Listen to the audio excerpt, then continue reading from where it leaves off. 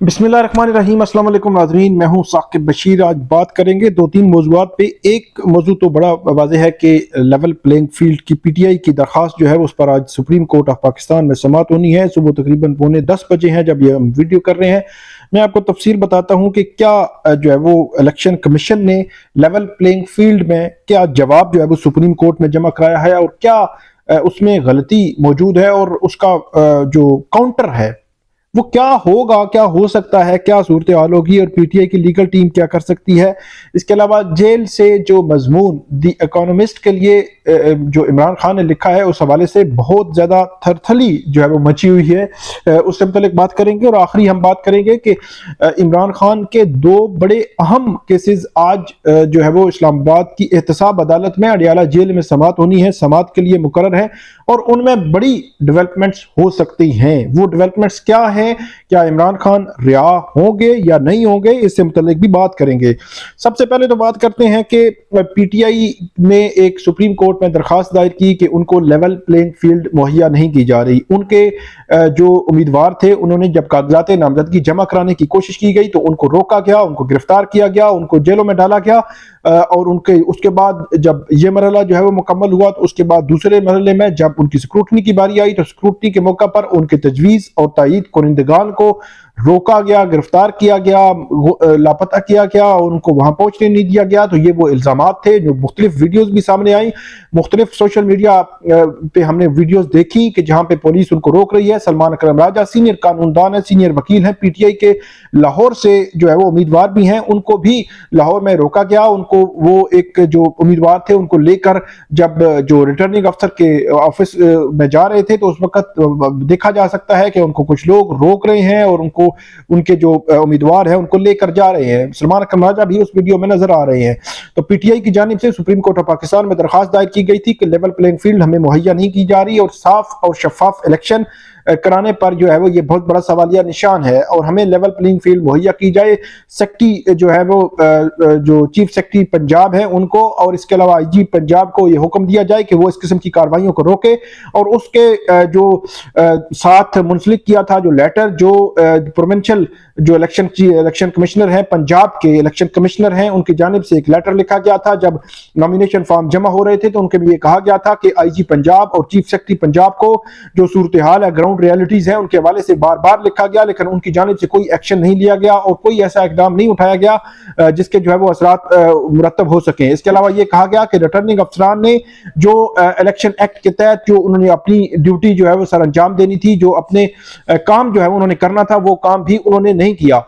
वो लेटर जो है वो लिखा गया था, वो लेटर जो है वो chief secretary Punjab, IG Punjab और रिटर्निंग अफसरान के खिलाफ एक बहुत बड़ी चार्जशीट थी। जिस दिन ये लेटर 24 दिसंबर को आया था उसी दिन मैंने लिखा भी था, हमने वीडियो में भी बताया था कि ये लेटर बहुत बड़ी चार्जशीट होगी। फिर हुआ वही, सुप्रीम कोर्ट ऑफ पाकिस्तान के सामने जब ये लेटर पेश किया गया तो सुप्रीम कोर्ट ऑफ पाकिस्तान भी यकीनी तौर पर सोचने पर मजबूर हुई। जो ये कह रहे थे कि हमें बताएं, 1 बाय 1 केसेस के हवाले से बताएं कि कौन सा केस कब क्या हुआ, आप क्या आपका ग्रीवियंस जो है वो इलेक्शन कमीशन ने एड्रेस किया या नहीं किया। तो जब ये लेटर सामने आया तो सुप्रीम कोर्ट भी यकीनी तौर पर इस लेटर को देखकर जो है वो रुक गई और उसके बाद उन्होंने चीफ सेक्रेटरी पंजाब और आईजी पंजाब को यह कहा कि आप जवाब दें और बताएं कि क्या आपने जो इल्जामात पर आप आ रहे हैं उनके इल्जामात के हवाले से आपका क्या मौकफ है, ये कहा गया था। और उसके बाद आज लेवल प्लेइंग फील्ड के हवाले से सुप्रीम कोर्ट ऑफ पाकिस्तान में समाअत होनी है। सुप्रीम कोर्ट ऑफ पाकिस्तान में जो समाअत होनी है, इस समाअत में जो इलेक्शन कमीशन है उसकी जानिब से जवाब जो है वो जमा करवा दिया गया है।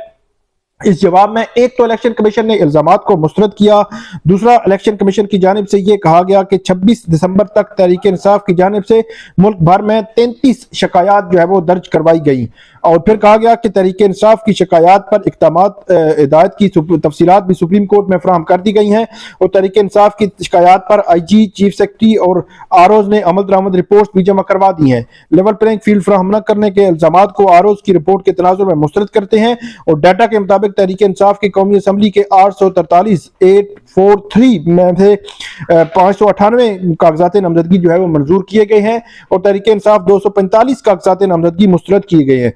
सूबाई असम्बलियों के लिए 777 में 1777 में से 1398 कागजाती नामजदगी मंजूर किए गए। सूबाई असम्बलियों के तहरीक इंसाफ के 379 कागजाती नामजदगी जो है वो मुस्तरद किए गए।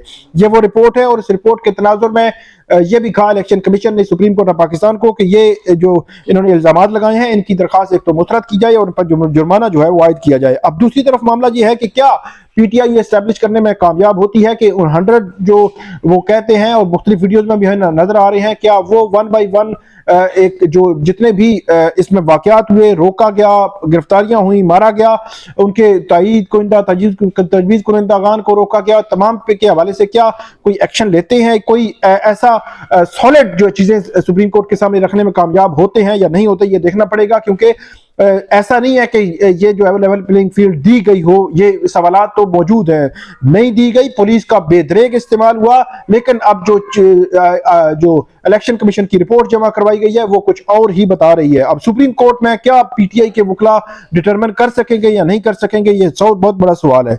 एक तो हो गया ये मामला। दूसरा मामला है कि इकोनॉमिस्ट में इमरान खान का जो खत लिखा गया है वो 4 दफा ट्वीट हो चुका है। जो हुकूमत है, हुकूमत वक्त की जानिब से बड़ा जो है वो उनको कहा गया था, इकोनॉमिस्ट के हवाले से उनको अखलाकियात सिखाने की कोशिश की गई थी और यूं ही ट्रीट किया गया जैसे पाकिस्तानी मीडिया को ट्रीट किया जाता है। लेकिन बज़ाहिर द इकोनॉमिस्ट जो है वो एक बैनुल अक़वामी जरीदा है और बड़ा पुराना जो उसका एक पूरा बैकग्राउंड है, उसको इस तरह ट्रीट करना मेरा ख्याल में जो हुकूमत वक्त है उसके लिए भी सुबकी का बाइस बना है। हुकूमत वक्त को यह अंदाजा नहीं था कि उनका रिएक्शन कितना सख्त होगा। उन्होंने रिएक्शन दिया, 5 दफा उसी जो खत है उसको दोबारा से ट्वीट किया और उस पर जो है वो बहुत ज्यादा डिस्कशन हो रही है, थरथली मची हुई है। एक तरफ जो है वो देखें अडयाला जेल हुकाम ये कह रहे हैं कि ऐसा कोई लेटर बाहर नहीं आया। मेरा ये नहीं ख्याल कि उनकी जो दावे की जो कोई जो चीज जो है वो साबित करती है, उसकी वजह यह है कि वहां से कोई भी ऐसा कागज बाहर लाना और वो बाहर पहुंचाना मेरा ख्याल है कोई मसला नहीं है। क्योंकि जब अडयाला जेल के अंदर आप जाते हैं तो उस वक्त कुछ चेकिंग होती है, लेकिन बाहर आते हुए वकला समेत किसी की कोई चेकिंग नहीं होती और जो फाइलें वकला के पास होती हैं उन वकला की फाइलों को बाहर आते हुए चेकिंग नहीं की जाती। इससे कबल यही ट्रेंड सेटल था। वहां पे एक कागज को आगे पीछे करना, लाना, बाहर लाना कोई इशू नहीं है। मेरा ख्याल है कि जो जेल हुकाम ये बात कर रहे हैं उसमें सदाकत नहीं है और ये मेरे जरा यही बताते हैं कि इमरान खान ने ये लेटर लिखा था और वही लेटर जो है वो छपा है। ऐसा जो घोस्ट लेटर का जो इल्जाम है वो दुरुस्त नहीं है।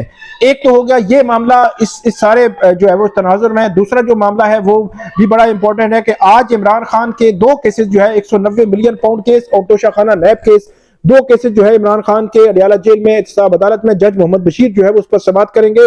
इमरान खान के इन दोनों केसेस में आज जो है वो जमानत की दरखास्तों पर समाअत होनी है। नैब ने आज दलाइल देने हैं। जो अमजद परवेज है उनको नैब ने खुसूसी तौर पर हायर किया है। क्या नैब जो है वो इमरान खान की जमानत देने से जज साहब को रोक सकेंगे?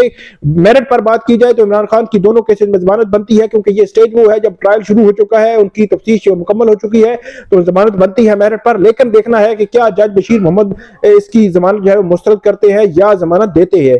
आज इस पर दलाइल होने हैं और आज दलाइल जो है वो मुकम्मल हो जाएंगे। तो ये थी आज की अपडेट्स। उम्मीद है आपको ये पसंद आएंगी। इस पे हमें फीडबैक जरूर दीजिएगा। अल्लाह हाफिज।